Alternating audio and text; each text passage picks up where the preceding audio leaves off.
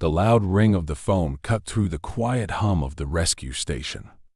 Sarah, sitting in the break room nursing her third cup of coffee for the night, was the first to respond. She moved quickly to the operations room, already sensing what was coming. "Another one on Mount Raven." The dispatcher's voice was clipped, tense. "4 climbers caught in the storm. One survivor has managed to send a signal. He's disoriented, but we have a rough location." Sarah inhaled sharply. Mount Raven was notorious. The steep ridges, unpredictable weather, and narrow pathways had earned it the nickname the Reaper among the rescue team. It had claimed more than its share of lives over the years. She wasted no time. Within minutes, Sarah and her crew were geared up, heading out to the rescue chopper. The wind had picked up outside, swirling snow across the tarmac in angry gusts. Sarah glanced at her team. Tom, her co-pilot, calm and steady as ever, and Greg, their rescue specialist, whose jaw was clenched tighter than usual. They had been through rough rescues before, but this felt different. The storm had come in faster than predicted, and Mount Raven had already claimed 2 groups this season. Inside the helicopter, the hum of the rotors cut through the storm, but visibility was poor. The lights barely pierced the swirling white outside. Sarah tightened her grip on the controls, her instincts kicking in. They didn't have much time before conditions worsened further. "We've got a signal." Tom's voice broke through her focus. "It's faint, but it's there. About 400 meters up, near the North Ridge." Sarah nodded. "James," she recalled from the dispatcher's call, "the only one to make contact." They flew in low, scanning the mountain for any sign of life. Minutes felt like hours as they navigated through the storm, the helicopter shuddering with each gust of wind. Finally, a small break in the storm revealed a figure below. A man, half buried in the snow, waving weakly. "There!" Greg shouted, already prepping to be lowered. The helicopter hovered in place as Greg descended. Sarah kept her eyes locked on the spot, fighting the wind's attempts to throw them off course. Moments later, Greg was back with James, pale, shivering, and barely conscious. As they pulled James into the chopper, Sarah noted his dazed expression. His lips were blue, his eyes glassy with exhaustion. But he was alive. "Where are the others?" Greg asked urgently, wrapping a thermal blanket around him. James shook his head weakly, his voice barely audible. "The guide, he took me. Told me to follow. The others, I don't know. He only saved me." Sarah exchanged a glance with Tom. "The guide? Who's the guide?" Sarah asked, leaning in closer to hear him over the roaring wind. "He just showed up in the middle of the storm. Told me which way to go." James closed his eyes as if reliving the experience. I thought he was one of the rescue team. But he wasn't. His clothes, they were old. Not like yours." Sarah stiffened. This wasn't the first time she'd heard strange stories about this mountain. Legends of an unseen guide who appeared to lost climbers, leading them to safety. Most dismissed it as hallucinations from exposure to the elements, but the consistency in the stories over the years had always unsettled her. "Rest, James. We're taking you back," Greg said, patting him on the shoulder. As Sarah lifted the chopper into the air, she couldn't shake the eerie feeling creeping up her spine. The storm was relentless, battering them as they made their way back to base. She glanced down at James, who had fallen into an exhausted sleep. His last words echoed in her mind. "He only saved me." Back at the base, James was taken to the medics, but Sarah's mind was still on the rescue. The others, where were they? The storm had worsened, and their chances of survival were slim. Sarah walked back to the operations room, pulling off her heavy jacket, her thoughts racing. Tom was already poring over maps of the mountain, trying to plot possible locations where the rest of the team could have taken shelter. "It doesn't make sense," he muttered. "If James survived, the others could still be out there. They couldn't have gone far in these conditions." Unless the storm separated them, Sarah replied, but her voice lacked conviction. She stared at the map, feeling the weight of uncertainty pressing down. Something about the way James had spoken about this guide felt off. It wasn't the first time survivors had mentioned an unknown figure leading them, but no one ever seemed to know who or what the guide was. And no one ever found any tracks but their own. "Do you think he's still out there?" Tom asked, sensing her unease. "I don't know," Sarah admitted, "but we have to go back. The others are still missing." Tom nodded, his expression grim. "We'll head out again at first light. If they're still out there, we'll find them." But as Sarah walked back to her quarters, she couldn't shake the growing sense that something far beyond their control was happening on that mountain. And for the first time in her career, she wondered if the guy James spoke of wasn't just a figment of his imagination. Something, or someone, was up there in the storm, and it had a way of showing up just when the mountain claimed its own. The hum of the heater in the medical room barely cut through the biting cold that still clung to Sarah's skin. James was wrapped tightly in blankets, his face still pale, but the tremors had eased.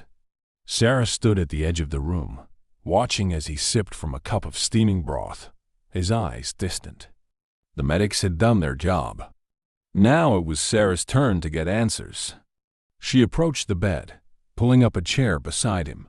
James blinked slowly, his eyes focusing on her, but the haunted look never left his face.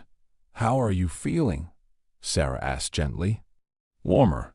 Tired," James mumbled, his voice still weak. "Thank you for getting me out." Sarah gave a short nod, her mind racing with questions. She had to tread carefully. Survivors often dealt with confusion and shock, especially after a storm like that. But there was something about the way James had spoken on the helicopter that gnawed at her. "James, we need to know what happened out there," she began, keeping her tone calm but firm. "You mentioned someone. A guide. Can you tell me more about him?" James hesitated, staring down at the cup in his hands as if searching for the right words. The silence stretched for what felt like minutes before he finally spoke. "It was during the storm," he said, voice barely above a whisper. "Everything was white, couldn't see more than a few feet ahead. I thought I was done. We all did." Sarah leaned in, listening closely. "I got separated from the others. The wind was too strong, and we couldn't see each other anymore," James continued, his fingers tightening around the cup. "I fell. I don't know how far, but I hit something hard, and I just lay there for a long time. I couldn't move, and I was so cold. I thought that was it." Sarah didn't interrupt, sensing that James was still reliving the moment in his head. "And then I saw him. This man. He came out of nowhere, I swear. He reached out, pulled me up, and told me to follow him." "Did he say who he was?" Sarah asked, keeping her voice steady. James shook his head. "No, but I thought he was one of the rescue team. He knew exactly where to go, which way to walk, like he'd been on that mountain 100 times. I didn't question it. I just followed. I couldn't see his face clearly, but his clothes, they were strange. Not like yours. Older, like something out of an old hiking magazine." Sarah frowned, the eerie feeling from earlier creeping back. "And the others? What happened to them?" James lowered his gaze, his face tightening with guilt. "I don't know. I tried to call out for them, but the wind was too loud. The guy didn't stop for them. He only focused on me, told me to keep walking. I thought they were following too, but I couldn't see anyone." There was a long pause as Sarah processed what he was saying. The guide had only saved him, but why? Why just James? "Did he say anything else?" Sarah pressed. "Anything that might explain where the others are?" James' eyes flickered with something unreadable. "He didn't say much, but when I asked about my friends, he just said, 'This way is safe for you.' Nothing more. He left me at that ridge, the spot where you found me. I turned to thank him, but he was gone, just like that. Sarah felt a chill that had nothing to do with the cold. The guide had saved James and then vanished into thin air. She had heard strange stories about the mountain before, legends of unseen helpers who appeared out of nowhere. But she had always brushed them off as myths or hallucinations brought on by stress and exposure. But now, sitting here with James, she couldn't shake the feeling that this was something more. Do you think he's still out there?" James asked suddenly, his voice trembling. Sarah hesitated. "I don't know, James. We're still looking for the others. We'll find them." But even as she said the words, she wasn't sure she believed them. The storm was fierce, and the window for finding the missing climbers alive was closing fast. And then there was the matter of the guide. "We'll head back out in the morning," she added, standing up. "Try to rest. You've been through a lot." James nodded weakly, but his eyes never left her, a flicker of desperation lingering there. "Do you think I'm crazy for what I saw?" Sarah paused, then shook her head. "No, I believe you saw something out there. We just need to figure out what it was." As she left the room, Sarah's mind raced. She headed back to the operations room where Tom was waiting, reviewing the mountain's layout. "Anything useful?" he asked without looking up. "Maybe," Sarah muttered, "but something's off about this." Tom finally glanced up, his brow furrowing. "What do you mean?" "James is convinced the guide saved him. Said the man was wearing old clothes, like something from decades ago." "Hallucinations from the cold," Tom said with a shrug. "It's common in these cases. People see what they need to survive."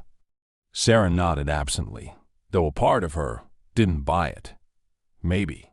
But as she studied the mountain map and plotted their next search, she couldn't shake the nagging feeling that there was more to James' story. Something they weren't seeing. "First light," Tom reminded her. "If they're still alive, we have to move fast." Sarah nodded, her eyes locked on the map. "Yeah, first light."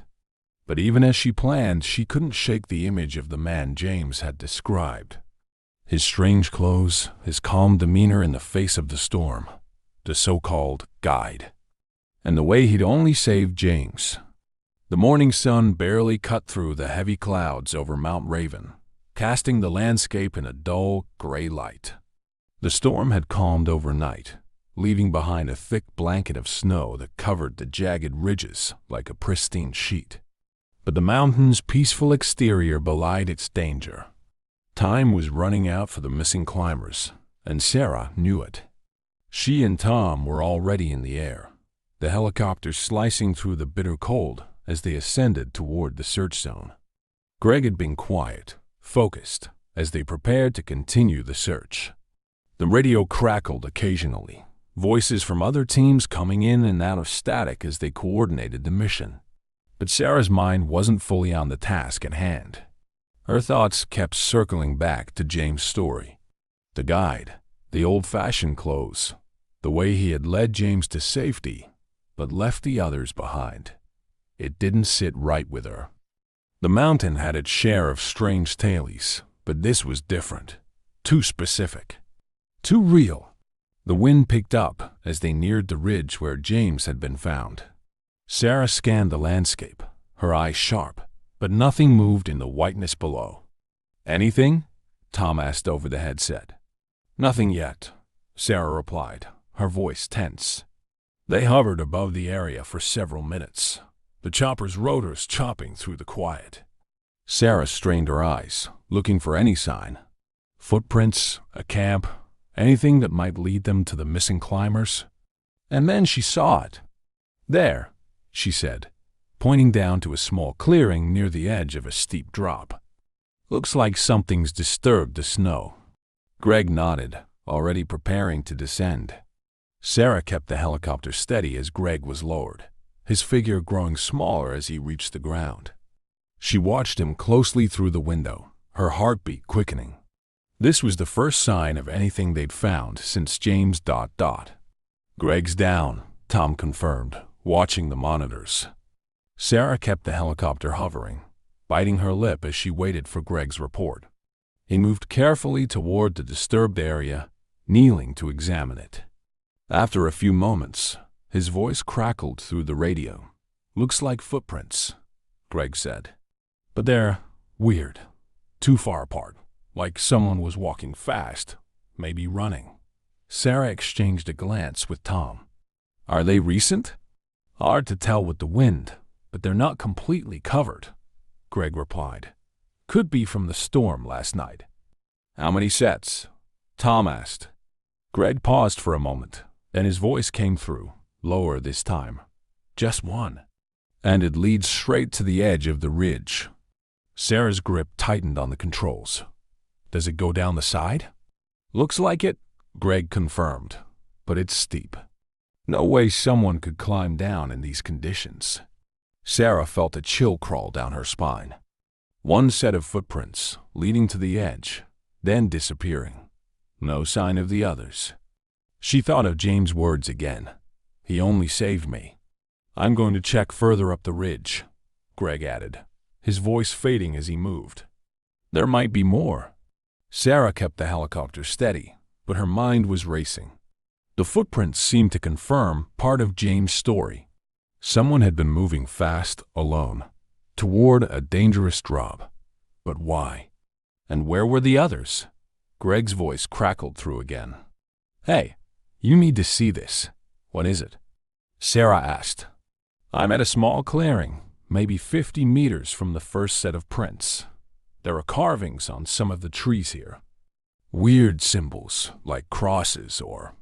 I don't know. I've never seen anything like this." Sarah's pulse quickened. "Carvings? Are you sure?" "Yeah," Greg replied. "They're too precise to be accidental. Definitely man-made. And they're up high, like someone stood on something to reach them." "Are they recent?" Tom asked, frowning. "Hard to say," Greg said, his voice echoing through the radio. "But they don't look fresh. Could have been here for years." Sarah felt the uneasy feeling creeping back. Carvings on trees, footprints that led to nowhere. It didn't make sense. The mountain had its dangers, but this felt like something more deliberate, more unnatural. "Greg, take photos," Sarah instructed. "I want to see those symbols." "Already on it," Greg replied. "But there's something else. It's strange. The air here feels different, like colder than the rest of the ridge. I know that sounds crazy, but it's almost like the temperature dropped by 10 degrees just in this spot." Sarah exchanged a look with Tom. This wasn't normal.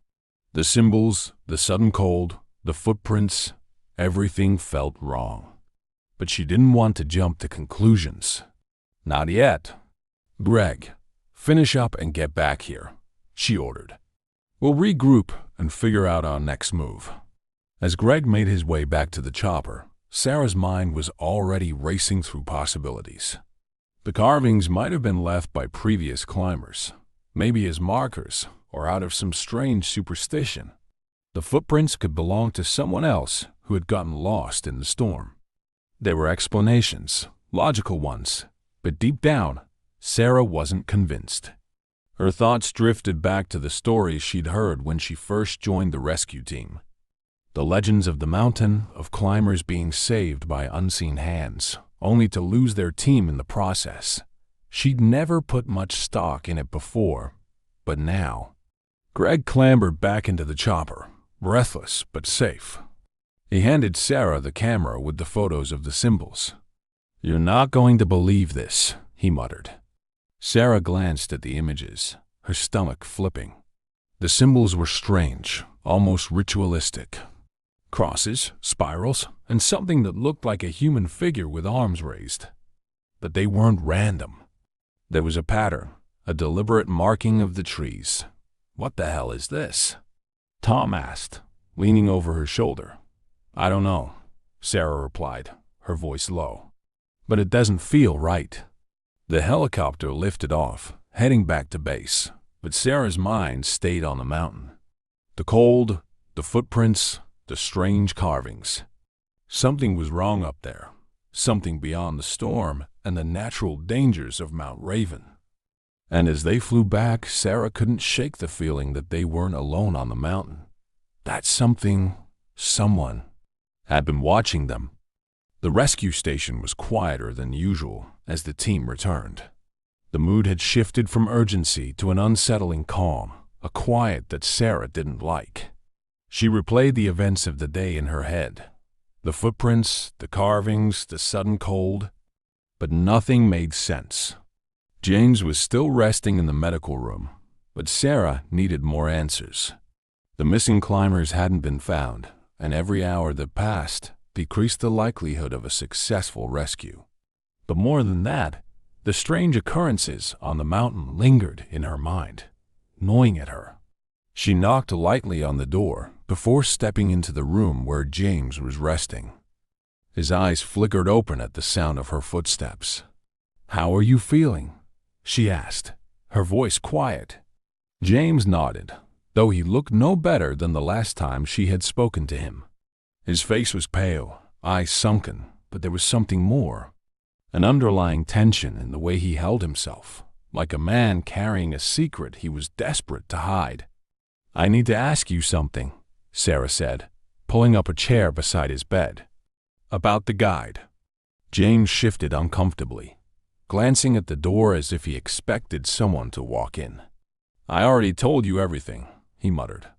"No, you didn't," Sarah pressed, her voice firm but calm. "You said the guide saved you, but the rest of your team, they're still out there. You didn't explain why he didn't help them." James clenched his jaw, his hands tightening around the blanket. "I don't know," he said, his voice cracking. He only focused on me, told me which way to go. I thought they were following. You must have asked about them," Sarah insisted. "You must have wondered why he didn't stop for the others." James's breathing quickened. He closed his eyes, his fingers trembling as they clutched the blanket tighter. "I asked," he whispered, his voice barely audible. "But he didn't answer right away. He just kept telling me to follow, to keep moving. It wasn't until I stopped, until I refused to go any further, that he finally told me." Sarah leaned in closer, her pulse quickening. "Told you what?" James opened his eyes, staring at her with a haunted look. He said, "This way is safe. For you." He didn't mention the others. "I kept asking, but he just kept walking. I followed because I had no choice. I was so cold, and the storm was getting worse. I couldn't see, couldn't think straight." Sarah felt a knot form in her stomach. The guide had chosen James, and only James. But why? What else did he say? Sarah pressed. "There's more, isn't there?" James hesitated, his gaze dropping to the floor. "Before he left me at the ridge, I asked him why. Why me? Why not the others? He said, 'You were the one who needed saving. The others, they're not for me.'" Sarah froze, her mind reeling. "Not for him?" she repeated. "What does that mean?" James shook his head, tears welling up in his eyes. "I don't know, but the way he said it, it was like he wasn't supposed to save them, like they were meant for something else. I didn't understand it at the time, but now, I think he was only allowed to save one." Sarah felt a chill run down her spine. The guide had chosen James, but not out of mercy. There had been a limit to what he could do, some unspoken rule he had followed. The others had been left behind, not because they couldn't be saved, but because they weren't meant to be. "You think the others?" Sarah started, but James interrupted her. "They're dead," James whispered, his voice hollow. "They have to be. There's no other explanation. The storm, the mountain, it took them. The guide wasn't there to save all of us. Just me." Sarah's heart pounded in her chest. She didn't want to believe it, but the evidence was mounting. The footprints leading to nowhere, the carvings on the trees, the guide's cryptic words. It all pointed to something beyond the natural dangers of Mount Raven. Something supernatural. She stood up, her mind spinning. "We're going back out tomorrow," she said. "We're going to find them, James. Dead or alive, we'll bring them back."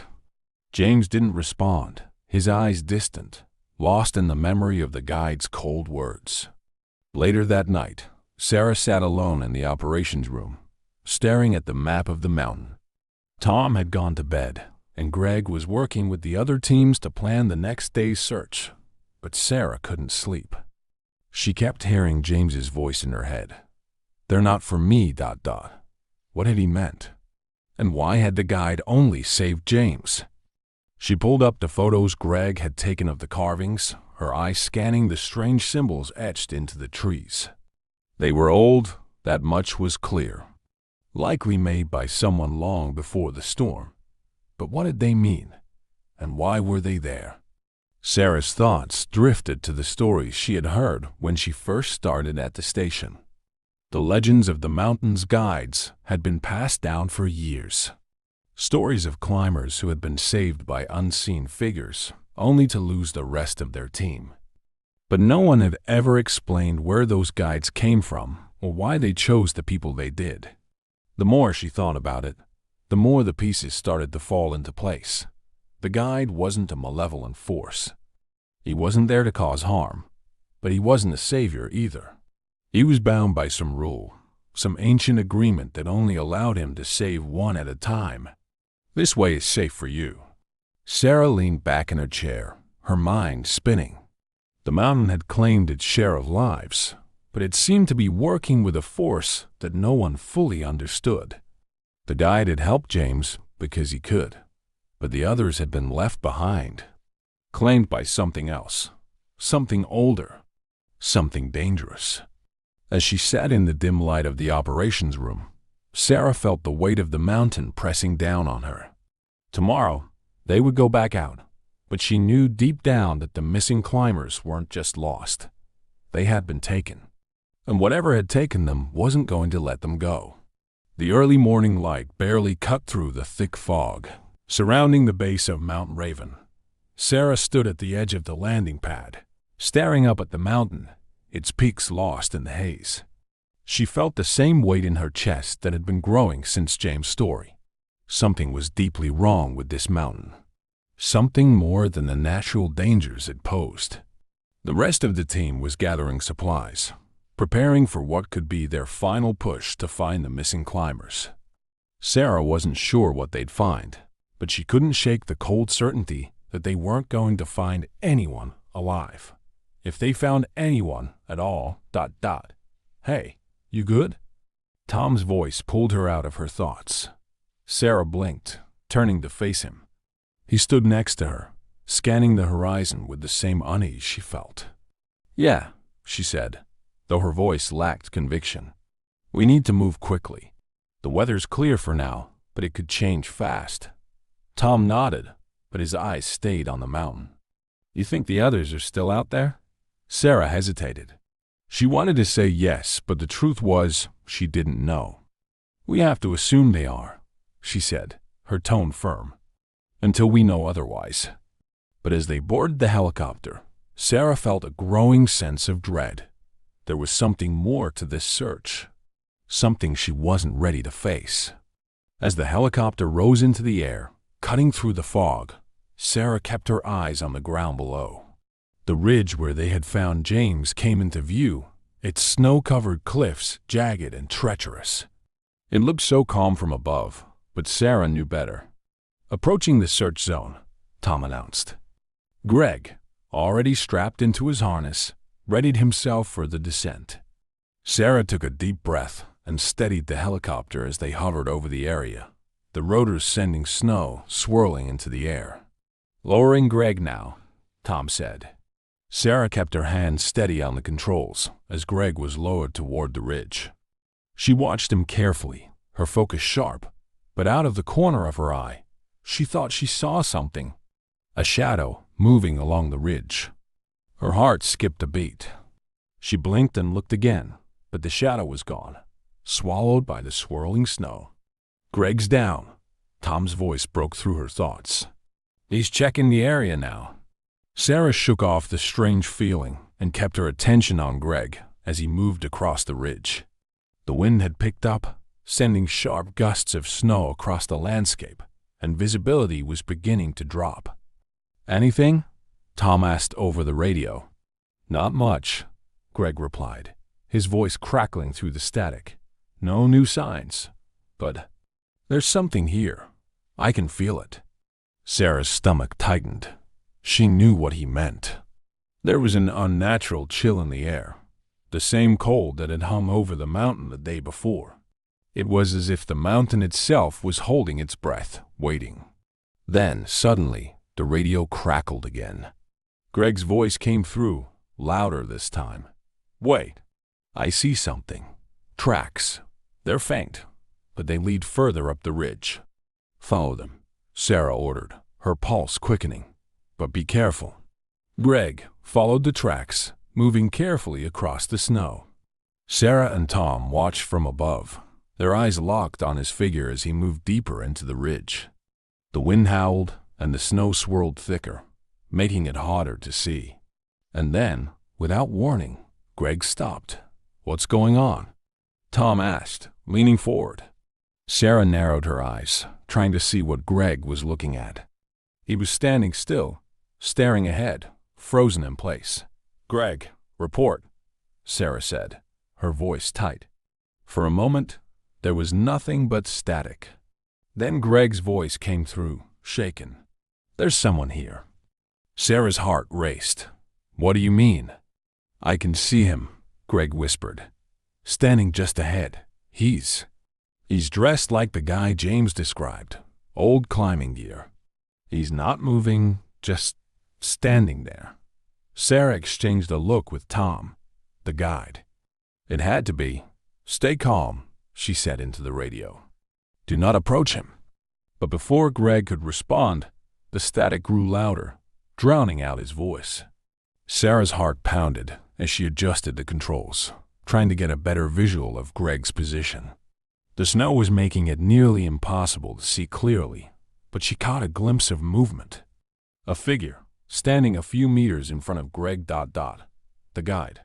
"Greg, pull back!" Sarah shouted into the radio, but the static swallowed her words. Suddenly, Greg turned and started running, his footsteps kicking up snow as he bolted back toward the helicopter. The figure remained where it was, unmoving, watching. Sarah's breath caught in her throat. She had to keep the helicopter steady, had to stay focused, but the sight of that figure standing there, so calm in the storm, sent a chill through her. Greg reached the lift line, and Tom immediately started pulling him up. Sarah kept the helicopter steady, her hands gripping the controls tightly as the wind howled around them. When Greg was safely back inside, he was panting, his face pale. "It was him," he said between breaths. "The guide. He was just standing there, watching me. But he didn't move. He didn't say anything. He just looked at me." Sarah's mind raced. The guide had shown himself again, but this time he hadn't led anyone to safety. He had simply stood there, watching, as if waiting for something. The rest of the search was a blur. They didn't find any new signs of the missing climbers, and as the storm picked up again, they were forced to retreat back to base. But Sarah couldn't stop thinking about what Greg had seen. The guide had appeared, but why? Why now? And what did it mean? That night, the base was quiet. The other search teams had come up empty, and morale was low. Greg sat at the far end of the room, still shaken by his encounter. Tom was reviewing the footage from the day, trying to make sense of the strange happenings on the mountain. Sarah sat alone in her quarters, staring at the map of the ridge, but her mind was elsewhere. She couldn't stop thinking about the guide. He had saved James, but he hadn't saved anyone else. And now he had appeared again, just standing there, watching. What was he waiting for? As Sarah sat there, the lights flickered briefly. She froze, her eyes darting toward the door. For a moment, she thought she heard something. A faint whisper, like the wind, but closer. Inside the room, she stood up slowly, her heart racing. The room was empty, but the feeling of being watched lingered. And then, just as suddenly as it had come, the whispering stopped. The lights returned to normal, but the uneasy feeling remained. Sarah knew now that whatever was happening on that mountain wasn't over. The guide was still out there, watching, waiting. But for what? Morning came with a bleak, gray sky, the light barely breaking through the thick clouds. Sarah could feel the tension in the air as she and her team prepared for what they knew might be their last search on Mount Raven. The guide's sudden appearance had shaken them all, but they couldn't let it stop them. They still had a job to do and missing climbers to find. The helicopter's rotors roared to life, and as they lifted off, Sarah steeled herself for whatever lay ahead. Greg was uncharacteristically quiet, staring out the window as they ascended. Sarah knew he was still processing what he had seen, but they didn't have the luxury of hesitation. Not today. They reached the ridge again, the snow swirling around them in a thin, biting wind. Sarah's fingers were tight on the controls, her gaze scanning the mountainside below as they hovered above the familiar search area. "All right," she said into her headset, her voice firm. "We're going to split up and cover more ground. Greg, you take the lower path. Tom, stay on comms and monitor from the chopper. I'll cover the higher ridge." "Understood," Greg replied, his tone tense but steady. He lowered himself down and moved cautiously across the snowy terrain, while Sarah took a deep breath, stepping into the biting cold. The wind howled as she trudged along the ridge, her boots sinking into the snow with each step. She scanned the ground, looking for any sign of the missing climbers. But the snow was undisturbed, the landscape hauntingly still. After what felt like hours, her radio crackled to life. "Sarah," Tom's voice came through. "I've got eyes on something unusual, about 50 meters from your position. Looks like a cave. Could be a shelter." Sarah's heart skipped a beat. She moved quickly, her footsteps crunching in the snow as she approached the spot Tom had indicated. Sure enough, hidden between two jagged rocks, there was a small opening. A cave, almost completely concealed by the snow. She hesitated for a moment, the cold seeping through her gloves. It felt wrong somehow, as if the mountain itself was warning her to stay away. But she pushed the thought aside and ducked inside, the darkness swallowing her as she stepped into the narrow tunnel. The air was colder inside, almost unnaturally so. She flicked on her flashlight, the beam cutting through the darkness. The cave walls were jagged, with patches of ice clinging to the stone. And then she saw them, marks on the wall, similar to the symbols Greg had found on the trees. Spirals, crosses, and strange angular shapes that seemed to pulse with an energy all their own. Her radio crackled. "Sarah, do you see anything?" Tom's voice was barely audible through the static. "Yeah," she whispered, staring at the symbols. "There's something here. Symbols like the ones Greg found, but older." She took a step deeper into the cave, her flashlight illuminating the marks. And that's when she felt it. A presence, cold and still, standing just behind her. She turned slowly, her heart hammering in her chest. There, in the dim light, stood the guide. He was exactly as James and Greg had described him, dressed in old-fashioned climbing gear, his face shadowed but calm. He was watching her, his gaze steady, as if he had been waiting for this moment. Sarah swallowed hard, her mind racing. She knew what he was. She knew why he was here. "What do you want?" she asked, her voice trembling slightly.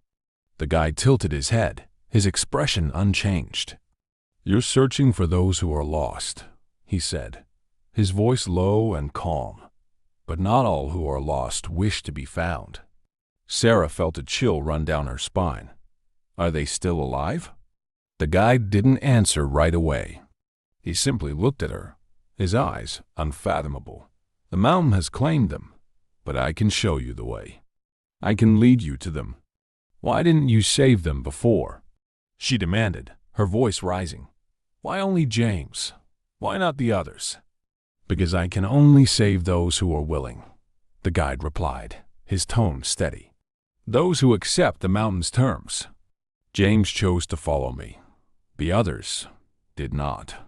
Sarah clenched her fists, frustration boiling inside her. What terms? The guide took a step closer, his presence filling the small cave. The mountain requires a sacrifice. It has always been this way. I can save one, but the others must remain. It is the only way to keep the balance. Sarah's breath caught in her throat.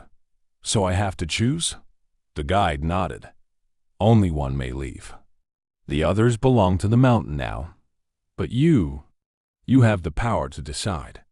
She felt a wave of panic, the weight of the choice pressing down on her. She had come here to save lives, not to choose who would live and who would die. But the guide was unwavering, his calm gaze offering no mercy. Can't you break the cycle? She asked, her voice barely a whisper. There must be another way. The guide shook his head slowly. The mountain is ancient, older than any of us. It is bound by rules that cannot be broken. I am merely its messenger. Sarah felt the tears prick at her eyes, the hopelessness of the situation settling over her. She didn't want this responsibility. She didn't want to decide who lived and who died. But there was no escaping it. She took a deep breath, steadying herself. If I choose, will you take me to them? The guide nodded. I will lead you. But remember, once you choose, it cannot be undone. She closed her eyes, the weight of the decision pressing down on her. She could save one life, but at the cost of leaving the others behind. It wasn't fair. None of it was fair. But she knew what she had to do. I'll go with you, she said, opening her eyes. Take me to them.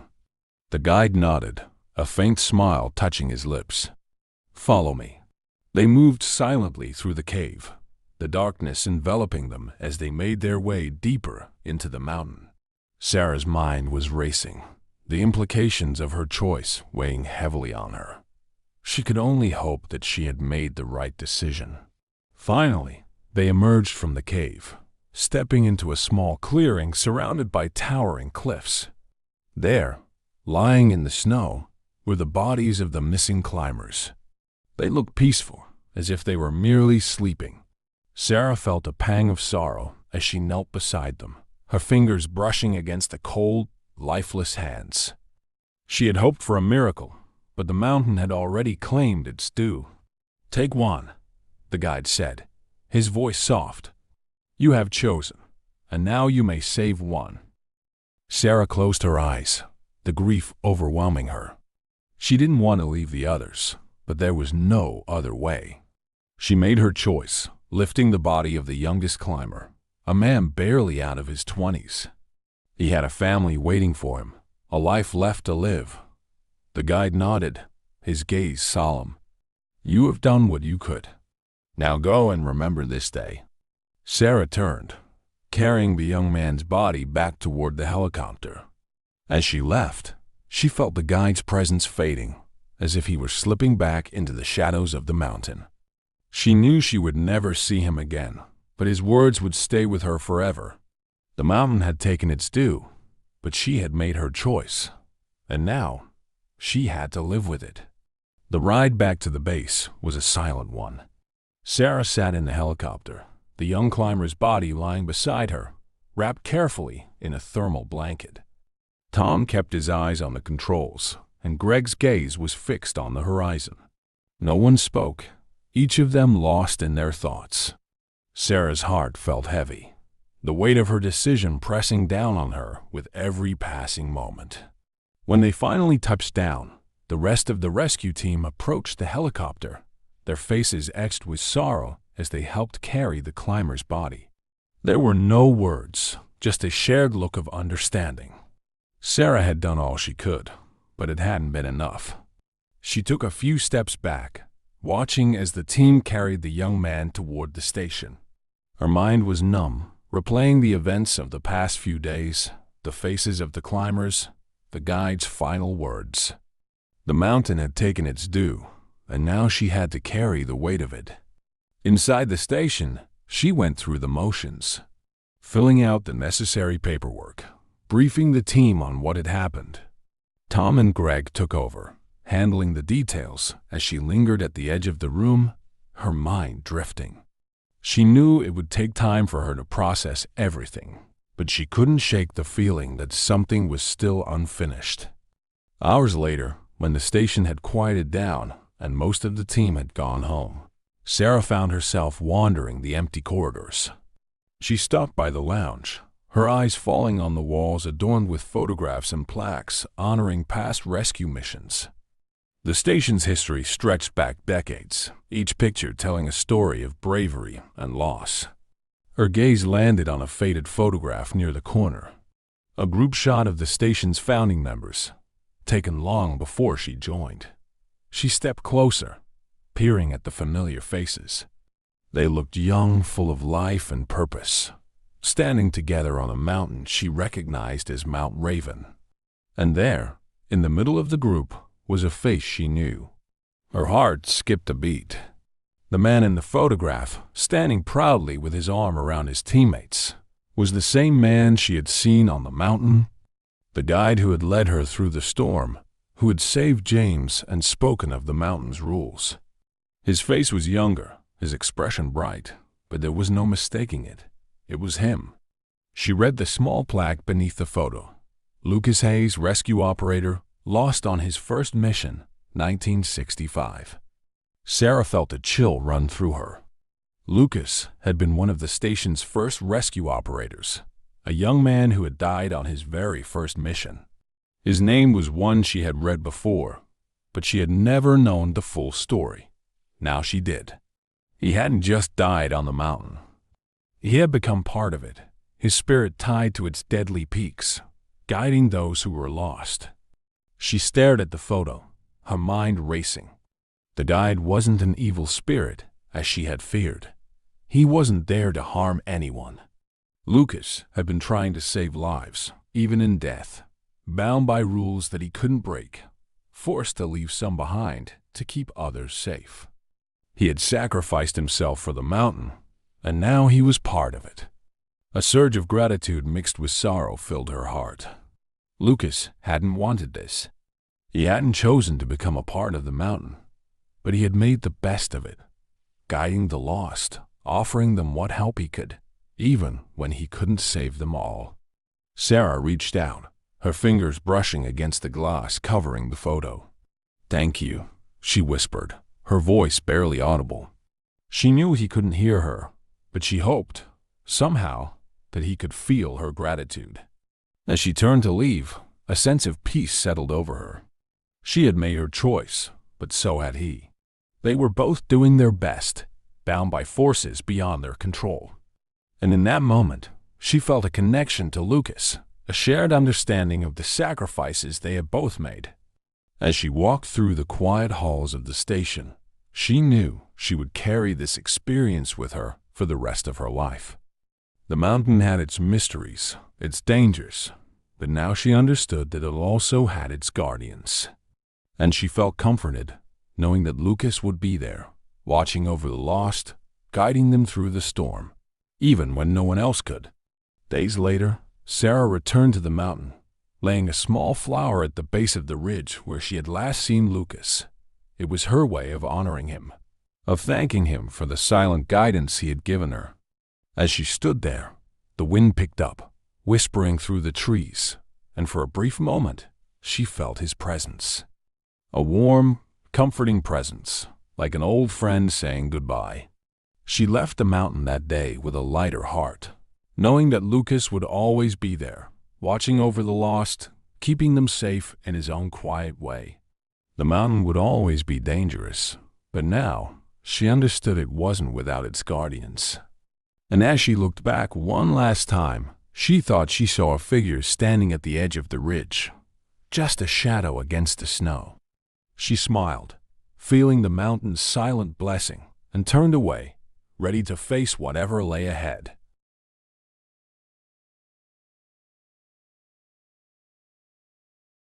Thank you so much for watching. Your support means the world to us.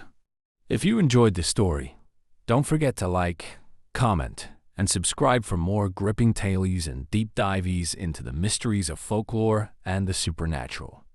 We'd love to hear your thoughts and questions about the story. Feel free to share them in the comments below. Until next time, stay curious and keep exploring the unknown.